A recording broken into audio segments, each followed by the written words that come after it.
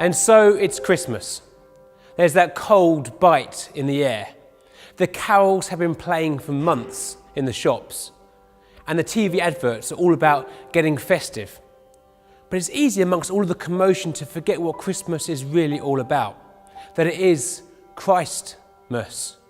But amongst all of the chaos, there are some key symbols that help us to remember the true meaning of Christmas. I spent one Christmas in Madagascar, and I was invited by the locals there to go and decorate the church. I was expecting to go and put up decorations, but instead we traipsed off into the forest with machetes to cut down trees. And we dragged these trees back to the church and stuck them up. These bare trees were the decorations.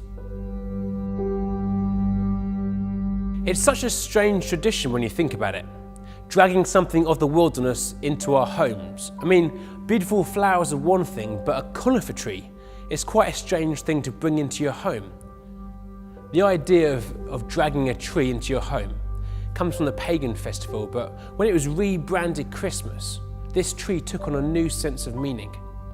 Christians used to hang fruit upon their tree, but recently they replaced that with the idea of baubles.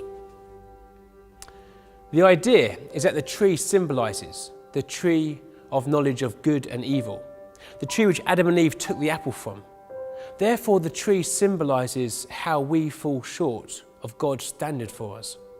The tree symbolises how we mess up, how we have broken relationships. It symbolises the consequences of our actions. It symbolises death.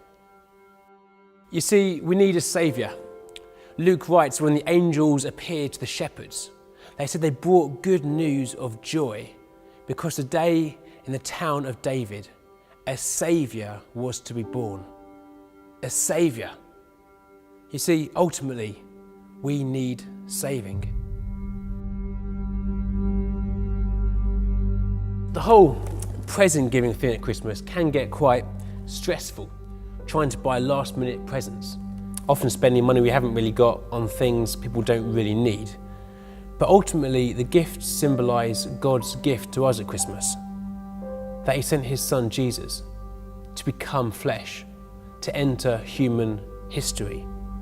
Matthew explains it in terms of Emmanuel. God is with us. God didn't remain distant, but he moved into the neighbourhood to show us who he really is, that we can know what it is to be truly human. The gifts we exchange are a reminder that God is generous. And at Christmas, he came to be with us. Then there's the holly, which we often use to kind of decorate our front doors. The holly symbolises the crown of thorns around the head of Jesus. In Denmark, it's called Christ thorn. See, Jesus not only entered human history, but he entered it with a purpose, a mission, not only to preach and to heal, but to one day go to the cross.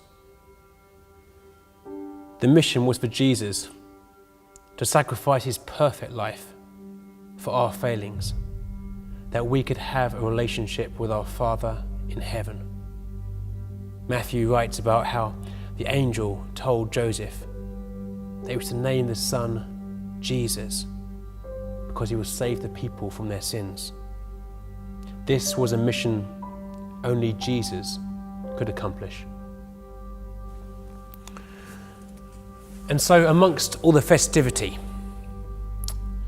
may God remind you of what Christmas is really all about. When you see a Christmas tree, may God remind you of your need for a saviour. When you see Christmas presents, when you give and receive them, may God remind you of his generous gift, that he is with us. And when you see holly, may God remind you that his provision is enough, that Jesus' sacrifice was enough, that we can be in relationship with him. Happy Christmas.